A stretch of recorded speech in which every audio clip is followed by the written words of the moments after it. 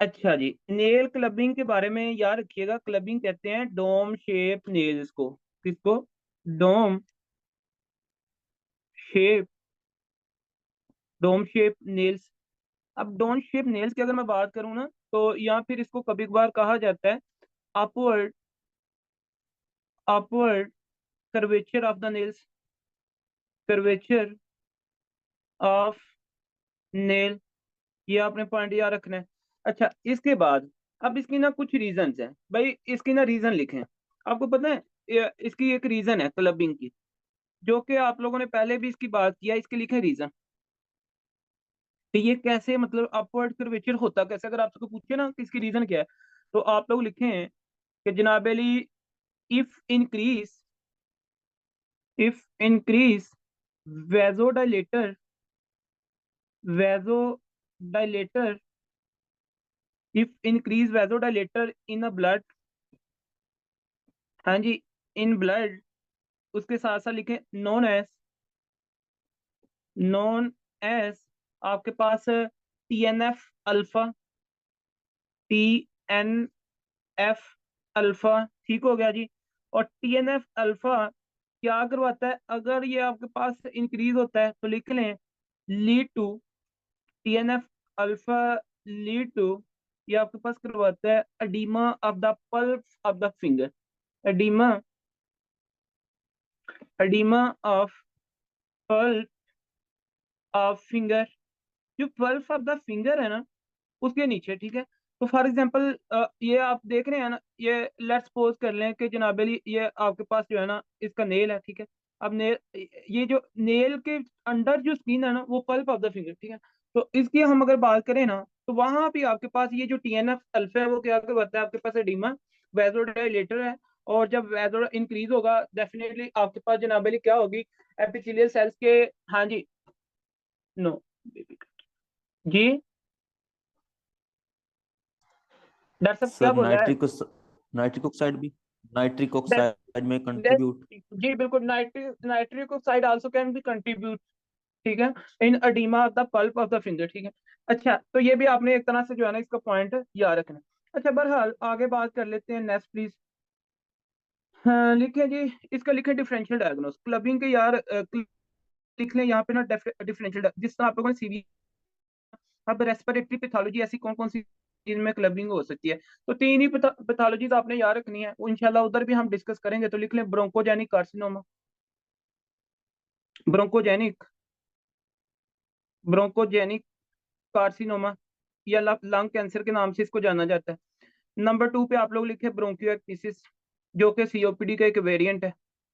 Bronco ब्रोंकियोएक्टिसिस। Number 3 पे आप लोग लिखें, इसमें हमारे पास है जनाब अली आई आईएलडी। नंबर थर्ड पे लिखें, थर्ड लिखें जी आईएलडी, मतलब क्या? इंटरस्टिशियल लंग डिजीज, आईएलडी, ठीक है। तो यार देखें, एक बात आपको बता दूं, एमसीक्यूज यहाँ पे रिकॉल कर लें। और मैंने आप लोगों को सीवीएस में भी बताया था कि ये बार बार एक चीज पूछी जाती है कि no clubbing present in COPD. ये बात की थी, रिकॉल कर लें। नोट लिखें ना जरा, नोट लिखें। No clubbing, no clubbing, clubbing in C O P D, ठीक है। अच्छा, इन सीओपीडी इफ डेवेल्प, जी डॉक्टर दनान, कोई स्मोकर है, उसको होगी सीओपीडी। अब अगर उस बंदे की सीओपीडी आपने ठीक नहीं की, तो COPD can lead to the bronchogenic carcinoma. क्या ख्याल है? तो देन ब्रोंकोजेनिक कार्सिनोमा के अंदर फिर आपके पास क्लबिंग आएगी कि नहीं आएगी? हाँ जी। यस। जी, तो लिखें जनाब, इफ डेवेल्प, अगर तो डेवेल्प कर गया है भाई, अगर किसी सीओपीडी वाले बंदे को क्लबिंग आ गई है, तो आपका डायग्नोज फिर क्या होगा? बताएं प्लीज मुझे। इफ डेवेल्प, तो diagnose will be, diagnose bronchogenic will, कार्सिनो। जबरदस्त। तो डायग्नोज आपके पास ब्रोंकोजेनिक कार्सिनोमा। तो ये बात तो भाई मैं बार बार आप लोगों को कह रहा हूँ कि ये इस तरह के क्वेश्चंस आप लोगों को पता होने चाहिए, ठीक है। जो कि आप लोगों को इंशाल्लाह हॉस्पिटल के अंदर भी पूछे जाएंगे, और आप लोग फिर भी इस एबल होंगे कि आप लोग आंसर कर सकें, ठीक है। अच्छा, क्लबिंग के बाद हम देखते थे जनाबेली साइनोसिस, लिखे नंबर 2 पे साइनोसिस। अच्छा, साइनोसिस का अगर बात की जाए ना, ब्लूइश, अगर इसकी मैं बात करूं, यार साइनोसिस आपके पास ही दो तरह की। हाँ जी, ऐसे ही है ना। साइनोसिस कैन बी पेरिफेरल और साइनोसिस कैन बी सेंट्रल। तो लिखें पेरिफेरल। और पेरिफेरल साइनोसिस में आप लोगों ने देखा क्या था, नेल्स की। और जो आपके पास सेंट्रल थी उसमें आपके पास फेस आ जाता है, ऐसे ही है ना। तो इधर आप लोग लिखेंगे सेंट्रल में, जो आप पेरिफेरल में जो पॉइंट्स लिखने हैं वो लिखें। नंबर 1 जी, नेल्स के बारे में। आप लोग नेल्स को चेक करेंगे, और जब नेल्स को चेक करेंगे ना, तो यहाँ पे नेल्स के अंदर ना जो आपके पास होगी पेरिफेरल साइनोसिस, उसमें कुछ आपके पास कंडीशंस हैं। जिस तरह आपके पास जनाबेली, इसके मैं थोड़े से डिफरेंशियल डायग्नोस की बात करूँ ना, यार ये क्या पर है।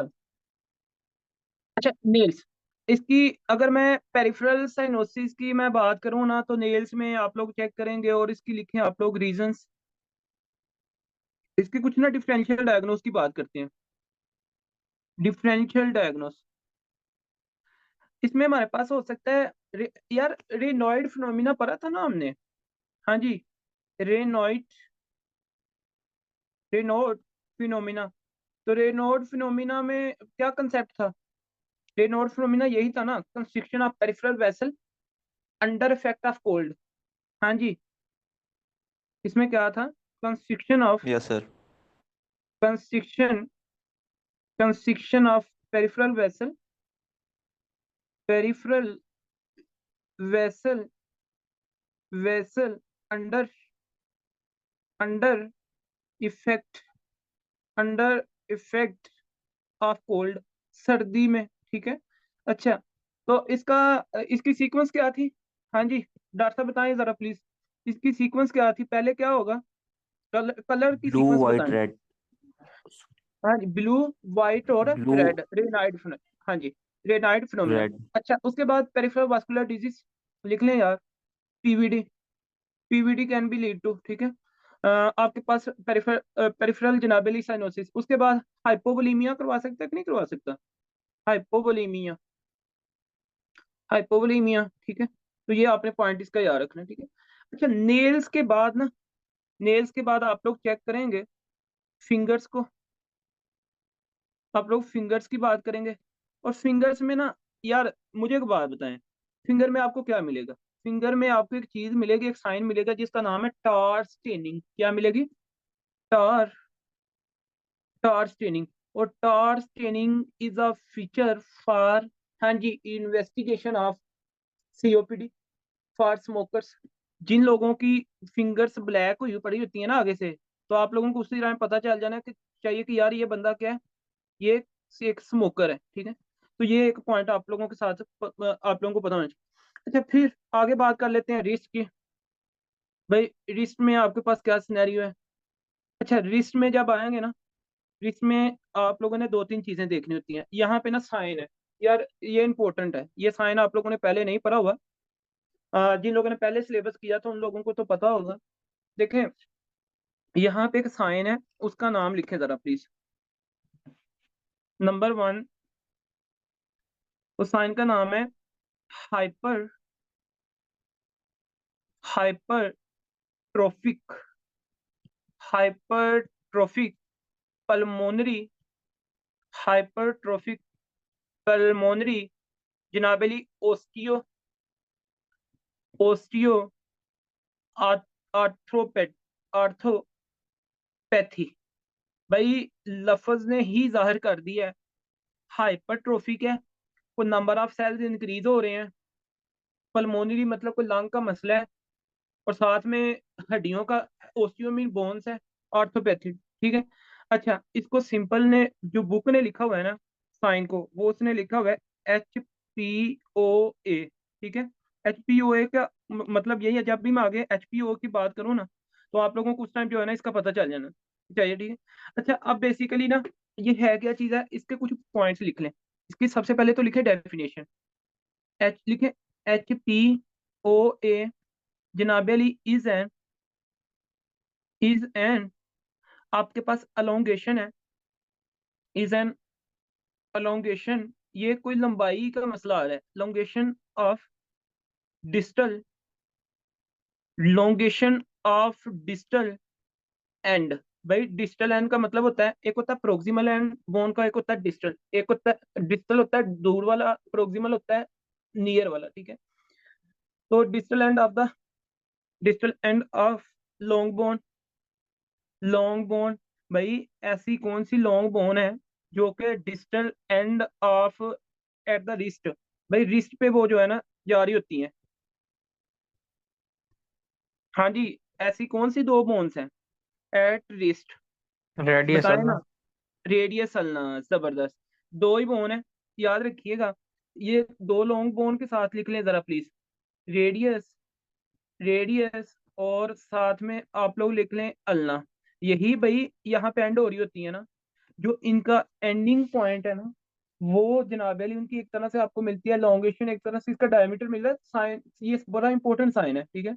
अच्छा, मतलब क्या कि due to problem in periosteum, जो मेम्ब्रेन है ना, बोन के ऊपर जो एक मेम्ब्रेन है, उसकी मतलब कि उसकी ये प्रॉब्लम है, ठीक है। अच्छा अब ना लिखें, सेकंड पॉइंट इसका लिखें, सीन इन, सीन, या बल्कि लिखें यार इसका डिफरेंशियल डायग्नोस, ये जो साइन है ना, ये आप लोगों को कहाँ पे मिलता है, इसका लिख लें डिफरेंशियल डायग्नोस। डिफरेंशियल डायग्नोस में क्या है जनाब Ali, bronchogenic, bronchogenic carcinoma, bronchogenic carcinoma, ठीक है। अच्छा कोशिश करिएगा मेरे लेक्चर्स के साथ साथ ना मैरो की बुक भी आप लोग पढ़ सकते हैं, इंटरनल मैथ उसके जो वॉल्यूम्स है ना, वो आप लोग पढ़ सकते हैं, काफी अच्छी बुक है, नो डाउट, ठीक है। तो आप लोग उसको भी रीड कर सकते हैं अगर तो आपके पास टाइम है हुआ, अदरवाइज नो नीड। बाकी अगर किसी के पास टाइम है, आई रिकमेंडेड कि आप लोग मैरो की बुक पढ़ सकते हैं, ठीक है। अच्छा, इसमें पैथोफिजियोलॉजी इसकी क्या है, तो भाई ब्रोंकोजेनिक कार्सिनोमा के अंदर ये आपके पास है HPOA कैसे आता है, इसकी लिख लें पैथोफिजियोलॉजी, पैथोफिजियोलॉजी, ठीक है। अगर मैं पैथोफिजियोलॉजी की बात करूं कि ये भाई कैसे आपके पास यहाँ पे सिनेरियो होता है, तो लिखें lung cancer cells in which, in, लिखें in HPOA, lung cancer, lung cancer cells, जो लंग कैंसर कैंसर सेल्स होते हैं ना, कैंसरस लिखने चले, cancer cells produce, produce certain, produce certain जनाबली इन्फ्लेमेटरी प्रोटीन्स, बुक ने लिखा हुआ है इसको यार। इन्फ्लेमेटरी प्रोटीन आपके पास कौन सी है, मतलब कि इन्फ्लेमेटरी प्रोटीन्स जिसका नाम क्या आपके पास है, साइटोकाइंस, ऐसे ही है ना, इसके सामने लिख लें, बुक ने लिखा हुआ है साइटोकाइंस, साइटोकाइंस, ठीक है। तो वो कहता है कि इन HPOA lung cancer cells produce certain cytokines आपके पास, और ड्यू टू जनाब अली, हाँ जी, और ये जो साइटोकाइन प्रोड्यूस होते हैं ना आपके पास, ड्यू टू,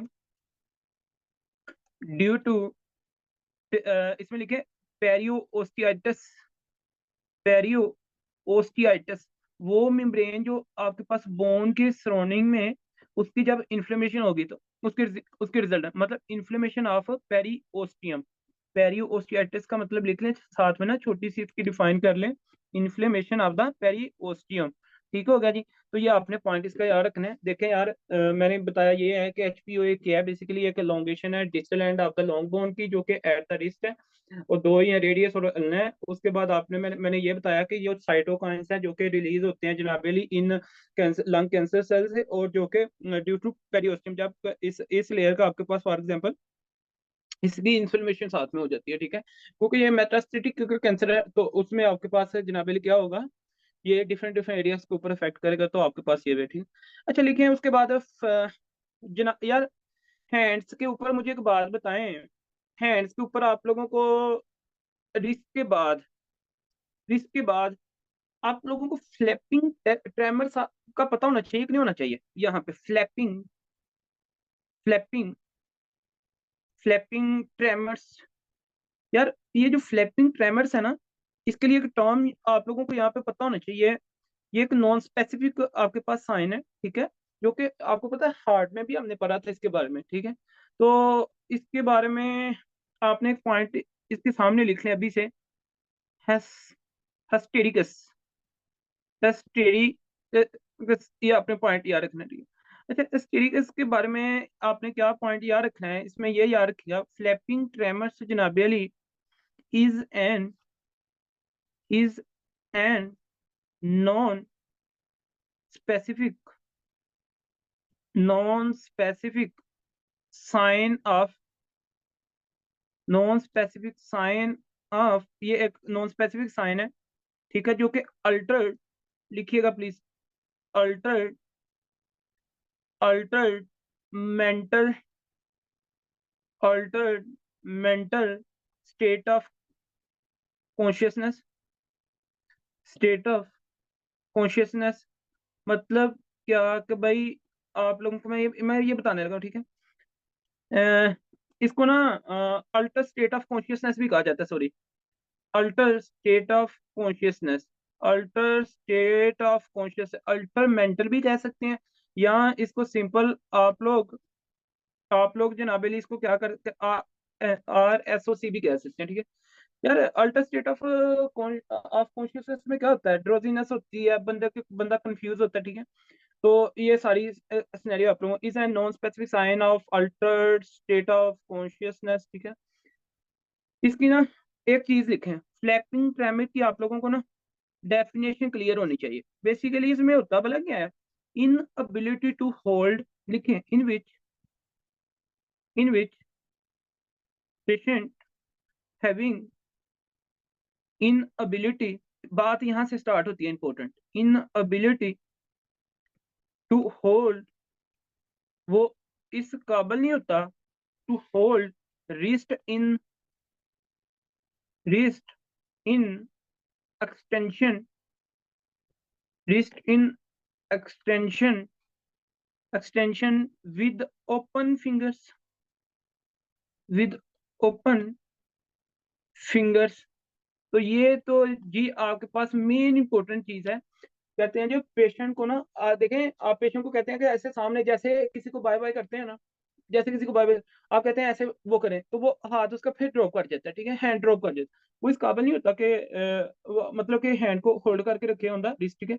तो इन विच वजह क्या होती है जी, रीजन लिखें, रीजन लिखें, रीजन आपके पास क्या हो सकती है, रीजन आपके पास हो सकती है जनाब Ali CO2 toxicity, CO2 toxicity. और मेरा आपसे क्वेश्चन है, CO2 टॉक्सिसिटी आपके पास ऐसी कौन सी कंडीशन है जिसके अंदर हो सकती है, मुझे आप लोग बताएंगे। COPD के अंदर बात कर सकते हैं ना, हाँ जी, तो भाई आप लोग ऑब्स्ट्रक्टिव लंग डिजीज। हाँ जी, COPD की बात कर सकते हैं ना। तो ये आप लोगों ने पॉइंट याद रखना है कि COPD वाले जो पेशेंट है, मेटाबॉलिक एसिडोसिस की वजह से जबरदस्त, अभी थोड़ी देर पहले हमने बात की है, ठीक है। इसमें आपके पास क्या होता है कि आपके पास पेशेंट इस काबिल नहीं होता कि वो क्या कर सके, होल्ड कर सके, ठीक है। अच्छा, फिर बात कर लेते हैं यार थोड़ी सी आर्म के ऊपर। देखें, आप लोगों ने बात की है फिंगर्स की, आप लोग अभी बात करेंगे आर्म्स। यार जो आर्म है, जो बाजू है, आप उधर क्या चेक करेंगे, देखें, जनरल फिजिकल एग्जामिनेशन आर्म्स के ऊपर आप लोगों ने क्या चेक करना है बोला, आर्म के ऊपर BP चेक कर सकते हैं कि नहीं करेंगे, BP आप लोग चेक करेंगे, ठीक है। ये आपने पॉइंट। फिर आप लोग जनाब अली फेस पे फेस पे आएंगे, और फेस पे जब आएंगे ना, तो फेस पे आप लोगों ने क्या करना है, ये पेरिफेरल की साइड पे हम बात कर रहे हैं, ठीक है। फेस पे जब आएंगे तो यहाँ पे हम आईज को चेक करेंगे, और पता है आप लोगों को आईज पे हम किस चीज को चेक करेंगे, साइन ऑफ अनीमिया, हाँ जी, साइन ऑफ अनीमिया। यार डॉक्टर दनान एक चीज तो क्लियर है ना, कि leading cause of dyspnoea worldwide is anaemia. ये तो बात अंडरस्टूड और पहले से क्लियर है। अगर किसी बंदे को सांस की प्रॉब्लम आ रही है, तो आप लोगों के पास फर्स्ट जो क्वेश्चन होना चाहिए कि भाई क्या आपने अपना कभी CBC में HB का लेवल चेक करवाया है। और फिर चलें, अगर किसी बंदे का आपने एचबी नहीं चेक करवाया या सीबीसी टेस्ट नहीं करवाया, तो then you have a option के जनाब अली लोअर कंजक्टिवा। आप लोग क्या करते हैं, आई को नीचे वाला जो लोअर कंजक्टिवा है वहां पे देखते हैं, ठीक है। आप लोगों को वहां पे कलर को चेक करते हैं, ठीक है। तो ये अनीमिया कैसे चेक कर सकते हैं? हाँ जी, लुक एट लोअर, हाँ जी, कंजक्टिवा। तो ये आपने पॉइंट इसका याद रखना है, ये भी एक इम्पोर्टेंट है। फिर लिखें जी, बात कर आई के अंदर, एक तो ये आपके पास आईज को आपने चेक कर लिया, आई को चेक कर लिया फेस पे, और फेस पे ही आपने चेक करना है सेंट्रल साइनोसिस को। ये तो अभी थोड़ी देर हम बाद में बात करते हैं, सेंट्रल साइनोसिस, ठीक है। फिर आप लोग जनाबेली बात करेंगे फ्लशिंग की, फेस पे कोई फ्लशिंग वगैरह तो नहीं है। आप लोग फ्लशिंग की बात करेंगे, कोई रेडनेस तो नहीं है। देखें मतलब क्या, देखिएगा, पुलिंग ऑफ ब्लड, फ्लशिंग क्या है? Pooling, pooling of blood, blood की जनाबेली पुलिंग होगी, pooling of blood over the, हाँ जी, over the face, over the face, pooling of blood over the face, जनाबेली feature, feature of, feature, sorry लिखें, feature of, feature of right heart failure. हाँ जी, क्या ख्याल है जी, बताएं। देखें ये बात तो क्लियर है, pooling of blood over the face, feature of जनाबली right heart failure. No doubt के राइट हार्ट फेलियर बताते खुद तो ये एक बहुत रेयर कंडीशन है, ठीक है, होने पे तो ये कम होता है, ठीक है। और ये एक जनाबली आपको पता है कि रेयर है और आइसोलेटेड। देखें, याद रखिएगा, राइट हार्ट फेलियर बेसिकली आपके पास आता है secondary to chest pathology, secondary to जनाबेली चेस्ट पैथोलॉजी का मतलब है आपके पास एक्सपिरेटरी पैथोलॉजी, ठीक है।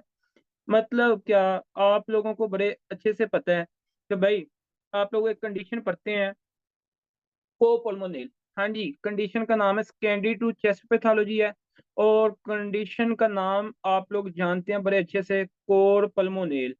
कोर पल्मोनेल के अंदर आप लोगों को पता है, अगर किसी बंदे को पहले से ही जनाब अली लंग का मसला है, लंग फाइब्रोसिस है, ब्रोंकिएक्टिसिस है, एम्फिसीम है, अगर किसी बंदे को सीओपीडी चल रही है, तो भाई क्या वो बंदा आपके पास, हाँ जी, मुझे एक बात बताएं, right heart failure secondary to lung disorders, बिल्कुल ऐसे ही है। तो अब आप देखें सेकेंडरी चेस्ट पैथोलॉजी में क्या है आपके पास, वही सीओपीडी, इंशाल्लाह डिटेल में बातें होंगी, ये जस्ट एक रिकॉल आपको पॉइंट्स मिल रहे हैं, ठीक है। अब उसके बाद यार आ जाएं, आम के बाद आए नेक पे। भाई नेक वाले एरिया में आप लोगों ने क्या देखना है? देखें नेक की अगर मैं बात करूँ ना, तो यहाँ पे आपने याद रखना है, नेक पे आप लोग देखेंगे इंक्रीज जेवीपी, इंक्रीज जेवीपी, और increase JVP seen in the, हाँ जी अगेन, जी डॉक्टर साहब, राइट हार्ट फेलियर कि left heart failure? Seen, right heart जी, failure. Seen in the right heart failure again is a feature, diagnostic feature of the right heart failure. और वही बात फिर आ जाती है कोपल्मोनेल, ऐसे ही ना डॉक्टर साहब। अब बात कर लेते हैं जी अब्डोमेन की। तो भाई अब्डोमेन में आप लोगों ने जब देखना है फिजिकल एग्जामिनेशन, तो यहाँ पे दो ही चीजें आपको मिलेंगी फिर। देखें, एक आपको मिलेगा जी टेंडर, टेंडर हेपेटोमेगाली। अब ये टेंडर हेपेटोमेगाली कैसे भला पता है इस बात का? बताएं ना प्लीज मुझे, मैं आपको बताता हूँ, चलें। Tender hepatomegaly again diagnostic feature for due to right heart failure, ये भी भाई राइट हार्ट फेलियर की वजह से। हाँ जी, हेपेटोस्प्लिनोमेगाली आपके पास हो सकती जी, yes, due due to, to fluid buildup back. हाँ जी, backward flow of the blood की वजह से ना, बेसिकली देखे ना यार, ऐसा है ना कि जब आपके पास लंग्स का मसला बनेगा ना, तो लंग्स डेफिनेटली आप लोगों को पता है कि ब्लड तो लेंगे नहीं, ठीक है ना। जब लंग्स ब्लड को भी नहीं लेंगे, तो आप लोगों को इस बात को देखें, आप बेसिकली सिनेरियो क्या है यार, इस चीज को आप लोगों को पता है ना, this is the hepatojugular reflex. Hepatojugular reflex भी डेफिनेटली जब आप लीवर पे वो करेंगे तो आपको उस पे भी मिले। अच्छा एक बात याद रखिए, यहाँ से आपके पास पल्मोनरी आर्टरी किसके पास जाती है? हाँ जी, आपके पास लंग्स के पास जाती हैं। फिर लंग्स से जनाबेली आपके पास क्या होता है यहाँ पे, यहाँ पे जनाब अली आपके पास क्या सिनेरियो, ये आपके पास इंफीरियर वेना के बाद, ये आपके पास ये सुपीरियर वेना के बाद, ये इंफीरियर वेना के बाद, दोनों आपके पास ड्रेन किसमें करते हैं। फॉर एग्जांपल मैं ये कहता हूँ कि ये जो साइड है ना, ये आपके पास डैमेज है, ये वाली साइड, तो भाई क्या इनका ब्लड ये आपके पास लेगी? नो। मुझे एक बात बताएं, वो वेसल्स जो आपके पास जनाब अली इस इंफीरियर वेना के बाद में ब्लड ड्रेन कर रही थी लीवर की, क्या फिर वो इंफीरियर वेना के बाद उनसे ब्लड लेगी? नो। जब इंफीरियर वेना के बाद ब्लड उन वेसल से जो कि लीवर को सप्लाई थी, जो लीवर से सप्लाई लेके आ रही थी, ड्रेनेज वापस से सप्लाई लेके आ रही थी, जब इंफीरियर वेना के बाद नहीं लेगी, उसमें ब्लड स्टे करेगा तो हेपेटोमेगाली होगी। ठीक होगा जी, किसकी वजह से? राइट हार्ट पे। यार ये कंसेप्ट क्लियर हुआ कि नहीं हुआ? कहीं मैंने थोड़ा कंफ्यूज तो नहीं किया इस पे? मैं खैर पहले सीरियस पढ़ा, इस वजह से मैंने जल्दी से, मतलब ये एरिया किसी का डैमेज है ना, तो इसमें आपको पता है इंफीरियर वेना केवा ओपन होती है। इंफीरियर वेना केवा के अंदर आपको पता है कि हेपेटिक वेन ओपन होती है। हेपेटिक वेन जब जब inferior vena cava hepatic when से ब्लड नहीं लेगी, तो वो आपके पास कहाँ पे ब्लड देगा? लीवर में। तो लीवर क्या होगी? लीवर ज्यादा से ज्यादा फोर्स करेगा और आपके हेपेटोमेगाली। अच्छा मुझे एक बात बताएं भाई, आप लोगों को यहाँ पे, फिर आप लोग बात करते हैं लेग्स और बैक्स की। मुझे भी ये बताएं ना डॉक्टर साहब, लेग्स और बैक पे आपको क्या मिलेगा? Back of the body edema. Edema, जबरदस्त। आपको मिलेगी पुलिंग ऑफ द फ्लूइड मिलेगी, ठीक है ना? आपको मिल सकता है जनाब अली पुलिंग ऑफ जनाब अली फ्लूइड। और पुलिंग ऑफ फ्लूइड की अगर हम बात करें, तो भाई आप लोगों को pooling of blood lead to आपके पास कौन सा एडीमा होगा? सेक्रल एंड पिडल एडीमा होगा ना? सेक्रल जनाब अली एंड पिडल एडीमा, पिडल अडीमा। तो ये आप लोगों ने पॉइंट इसका याद रखना है। अच्छा, सैक्रल फॉर द बैकबोन और pedal word use for the foot, ऐसे ही है ना? और again sacral and pedal oedema is a diagnostic feature. जी बताए ना डॉक्टर साहब, diagnostic feature of Right heart failure. Right heart failure. जी, feature of right heart failure. तो ये आपने पॉइंट इसका याद रखना है। So this is all about peripheral examination. This is all about general physical examination on peripheral sites। ठीक है, ये आपने पॉइंट इसका याद रखना है। हाँ जी, एनी सर क्वेश्चन प्लीज। जी देखें, मेरी बात सुनो। हाँ, बहुत सारे स्टूडेंट का यहाँ पे क्वेश्चन हो सकता है लीवर डिसऑर्डर के बारे में। फॉर एग्जांपल अगर किसी को एंड स्टेज लीवर डिजीज होती है, जिसमें आपके पास जनाब लीवर सिरोसिस है। अब लीवर सिरोसिस जब किसी को होगा, तो definitely liver is not produce या not synthesize to the albumin protein. और अल्ब्यूमिन प्रोटीन हम जानते हैं from the physiology point of view कि albumin protein is responsible for maintain to the oncotic pressure. जब ऑनकोटिक प्रेशर, और oncotic pressure का काम होता है ब्लड को रखना वेसल के अंदर। जब ऑनकोटिक प्रेशर मेंटेन नहीं होगा, अब आपका फ्लूइड जो है वेसल से बाहर जाएगा। और जब वेसल से बाहर जाएगा, तो वो आपके पास पूरी बॉडी में फिर एडीमा होगा, generalised edema. In second word NSR का हम मेडिकल टर्म में कह सकते हैं। लेकिन ये जो राइट हार्ट फेलियर है, इसमें स्पेसिफिकली एक बात ये है, नो डाउट कि आपके पास यहाँ पे एसाइटिस इसमें भी हो सकता है, क्योंकि डेफिनेटली इंफीरियर वेना के बाद यहाँ से भी लेके जाना है, ठीक है ना? तो साइटिस इसमें भी हो सकता है। और मोस्ट स्पेसिफिकली जो मैं बात कर रहा हूँ, इसमें सेक्रल एडीमा और पेरिफेरल पिडल एडीमा की मैं बात कर रहा हूँ। ये आप लोगों को पॉइंट इसका पता होना चाहिए। बाकी मजीद इंशाल्लाह जीएटी के अंदर भी इसकी बात आएगी, और ये आप लोगों को यहाँ पे पॉइंट इसका पता होना चाहिए, ठीक है?